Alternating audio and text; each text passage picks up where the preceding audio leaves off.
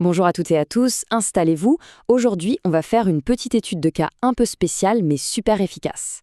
Pour décrypter les grands systèmes économiques de notre monde, on va utiliser une métaphore que j'adore, celle des vaches. Oui, vous avez bien entendu, des vaches. Vous allez voir comment une simple ferme peut nous révéler absolument tous les rouages du pouvoir de l'État. Allez, c'est parti. Alors, on pose les bases de notre simulation. Imaginez un instant que le monde entier se résume à votre propre ferme. Et dans cette ferme, vous possédez exactement 2 vaches.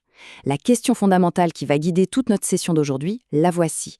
Qui contrôle leur lait? Bon, ça a l'air bête comme ça, mais ce n'est pas juste une question d'agriculture. C'est littéralement le cœur de la distribution des richesses, de la propriété privée et du pouvoir que l'État a sur nos vies. Selon la réponse à cette question, vous vous réveillez dans des mondes politiques radicalement différents. Passons à notre première grande partie, l'économie expliquée par nos fameuses vaches. Et on commence tout de suite par le scénario du contrôle absolu par l'État. Pour bien comprendre, on va comparer 2 formes de ce contrôle absolu avec un petit jeu de rôle. Imaginez la discussion entre 2 citoyens de l'époque. D'un côté, notre citoyen soviétique qui nous dit « Bon, l'État a complètement réquisitionné mes 2 vaches au nom du collectif, mais au moins je reçois ma ration de lait gratuite. » Et de l'autre côté, dans l'Italie de Mussolini, le citoyen répondrait « Moi, l'État m'a aussi pris mes vaches, il dirige absolument tout. Mais le pire, c'est que je dois payer pour acheter leur lait. » Vous voyez le point commun? Dans les 2 scénarios, la notion même de propriété privée est totalement anéantie. Creusons un peu le modèle communiste. L'objectif sur le papier, c'est l'égalité parfaite entre tous. Historiquement, en Union soviétique, ça s'est traduit par une nationalisation massive. L'État prend les terres, les usines, bref, il centralise tout. C'est lui qui décide de ce qu'on produit et de comment on le distribue. Sauf que le prix à payer pour cette égalité imposée, il est faramineux. C'est une limitation extrêmement sévère de la liberté individuelle. Le citoyen n'a plus son mot à dire sur son destin économique. Ce qui nous amène logiquement à l'autre face de la pièce, le fascisme. Là, l'État se comporte comme un acteur dominant, totalement autoritaire. Alors oui, il maintient parfois une sorte d'illusion de propriété privée, mais ne vous y trompez pas, le pouvoir réel lui appartient. C'est un système qui exploite les ressources et qui écrase littéralement tous les contre-pouvoirs. La suppression totale des syndicats en est l'exemple le plus frappant. Le citoyen se retrouve dénudé de tout pouvoir de décision face à un État qui dirige l'économie par la force. Allez, on change de registre, partie 3, le capitalisme et la liberté d'entreprendre. C'est super important de distinguer 2 époques ici. D'abord, le capitalisme traditionnel du 19e siècle. Notre fermier vend une vache pour acheter un taureau. C'est une croissance qu'on va dire organique, concrète, vraiment basée sur la production.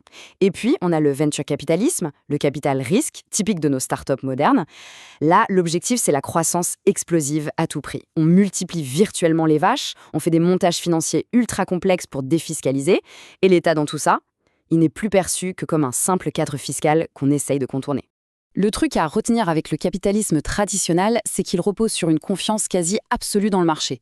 Ses piliers, la liberté d'entreprendre, la liberté d'investir et surtout le droit inaliénable à la propriété privée.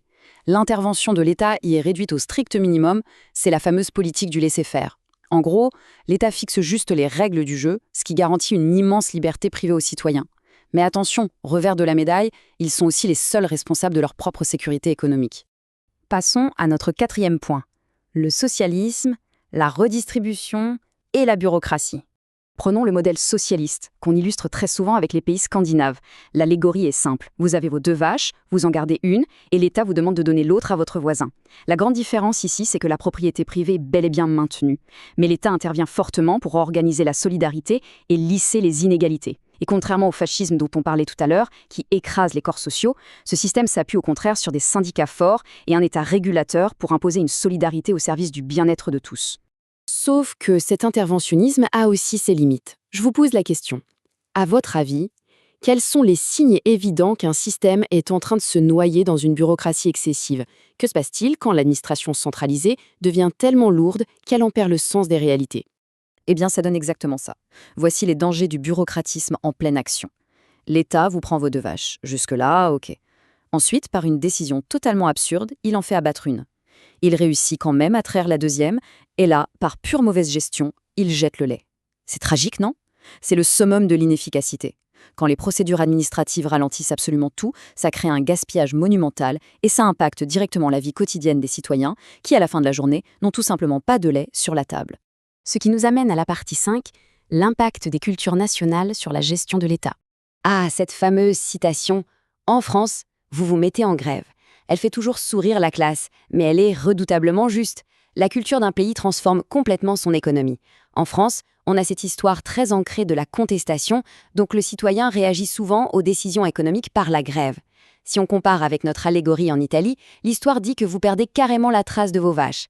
Ça illustre une perception où l'État semble si désorganisé que les ressources se volatilisent. En fait, le niveau de confiance des citoyens envers leurs institutions dicte le fonctionnement même de la production nationale. Et c'est lors des grandes crises mondiales qu'on voit vraiment l'efficacité de ces systèmes. Regardez au Royaume-Uni avec la crise de la vache folle. Ça a mis en lumière de graves failles dans la gestion sanitaire par l'État. En Irak, on a l'exemple d'un État affaibli où les vaches sont bombardées à cause d'interventions extérieures, ce qui détruit l'économie locale. Et en Chine, face à un scandale, le réflexe du modèle autoritaire, c'est d'arrêter le journaliste qui pose des questions. À chaque fois, on voit bien que la sécurité physique et économique des citoyens dépend directement de la façon dont l'État réagit. Enfin, il ne faut jamais sous-estimer le poids des croyances. Prenez l'Inde, où la vache est un animal sacré. Ce simple fait culturel et spirituel modifie de A à Z l'organisation sociale et la gestion de cette ressource nationale. L'économie, ce n'est pas juste des mathématiques, c'est toujours profondément influencé par les valeurs d'une société. Dernière partie, notre grande synthèse sur l'État et nos libertés. Faisons un petit bilan impartial. Avec le communisme, on l'a vu, le contrôle est total et la liberté individuelle est sacrifiée pour forcer l'égalité. Le fascisme, lui, détruit cette liberté purement pour exploiter la population.